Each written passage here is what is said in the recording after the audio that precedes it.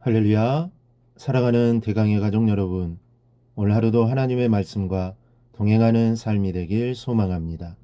오늘 함께 나눌 하나님의 말씀은 열왕기하 23장 1절에서 3절 말씀입니다. 왕이 보내 유다와 예루살렘의 모든 장로를 자기에게로 모으고 이에 왕이 여호와의 성전에 올라가매 유다 모든 사람과 예루살렘 주민과 제사장들과 선지자들과 모든 백성이 노소를 막론하고 다 왕과 함께 한지라.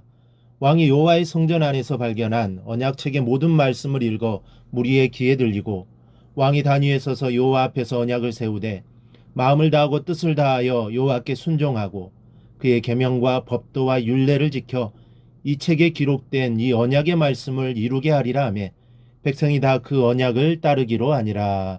아멘. 오늘 본문에 나오는 요시야 왕의 아버지는 아몬 왕입니다. 그리고 그의 할아버지는 므낫세 왕입니다. 그런데 이 둘은 하나님 보시기에 악을 행했던 왕입니다. 우상을 섬기고 하나님을 버렸습니다. 유다 역사상 이렇게 악한 왕이 없을 정도로 악한 왕이었습니다. 그러니 요시야가 보고 배운 것은 이런 모습뿐이었을 겁니다. 그런데 요시야는 훌륭한 왕이 됩니다. 다윗 못지않은 훌륭한 왕이 됩니다. 할아버지와 할머니의 모습을 닮지 않고 하나님이 기뻐하시는 왕이 됩니다.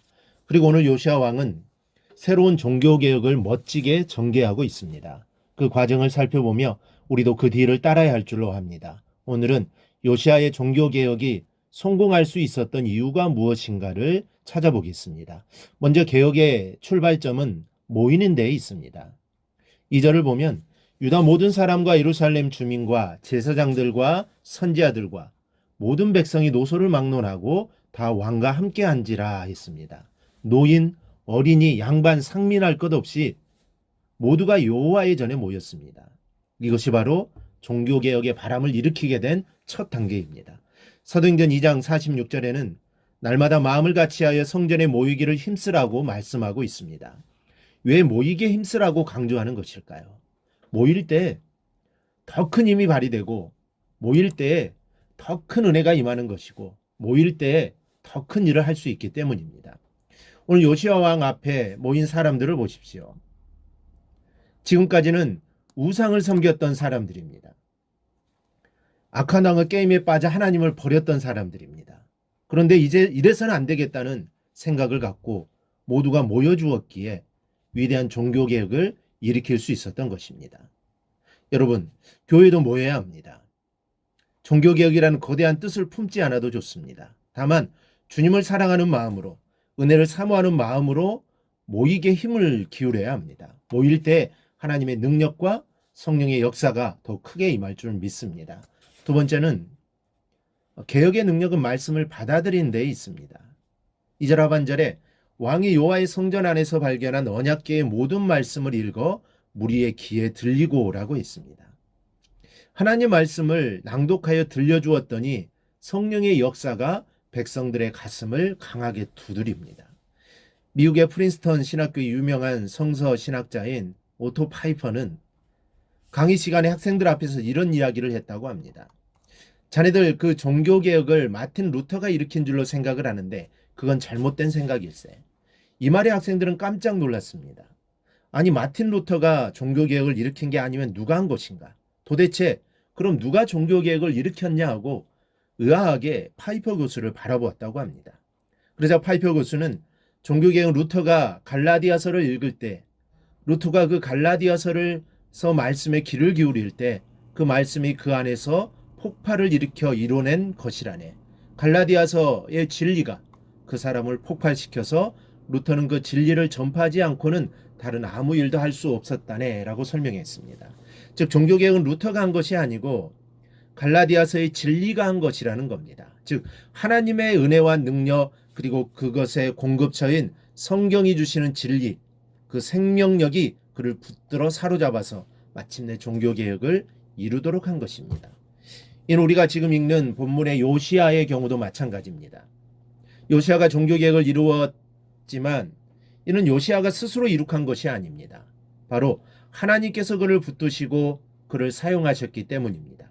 그리고 그에게 하나님의 말씀이 부여졌기에 그는 주체할 수 없어서 옷을 찢으며 하나님 말씀 앞에 통회하였고 그 이후 자신이 받은 바 하나님의 말씀과 그분의 뜻을 백성들과 함께 이루게 나갈 수 있었던 것입니다.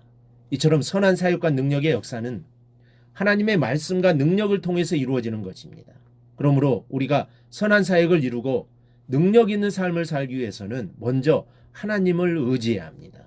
그리고 그분이 주시는 말씀에 귀를 기울이고 그 말씀 앞에 꿇어 엎드려야 합니다. 그러면 하나님께서는 여러분을 붙드시고 여러분을 사용하셔서 여러분을 통해 놀라운 변화의 역사를 이루어 주실 것입니다. 또 하나 개혁은 성도의 결단이 이루어질 때 함께 이루어지는 것입니다. 3절에 왕이 단위에 서서 여호와의 앞에서 언약을 세우되 마음을 다하고 뜻을 다하여 여호와께 순종하고 그의 계명과 법도와 율례를 지켜 이 책에 기록된 이 언약의 말씀을 이루게 하리라 하며 백성이 다 그 언약을 따르기로 하니라. 요시야 왕은 백성에게 결단을 촉구하였고 또한 백성들은 마음을 아파여 하나님만을 섬기기로 결단을 하고 있습니다. 여러분, 이 개혁이란 한 사람이 옳다고 되어지는 것이 아닙니다. 모든 성도들이 갈채를 보내주고 동조해 줄 때 비로소 개혁이 이루어질 수 있습니다. 이제는 우리의 마음을 하나로 묶어야 합니다. 하나님의 영광을 위하여 여러분의 마음과 뜻이 하나가 되어 작은 것부터 바로 잡아가며 잘못된 것을 시정해 나가야 합니다. 이것이 바로 개혁이요 주님 앞에 영광과 찬송이 될 겁니다. 그리고 요시야는 말로서만 결단한 것이 아니라 몸소 실천했음을 유념하십시오.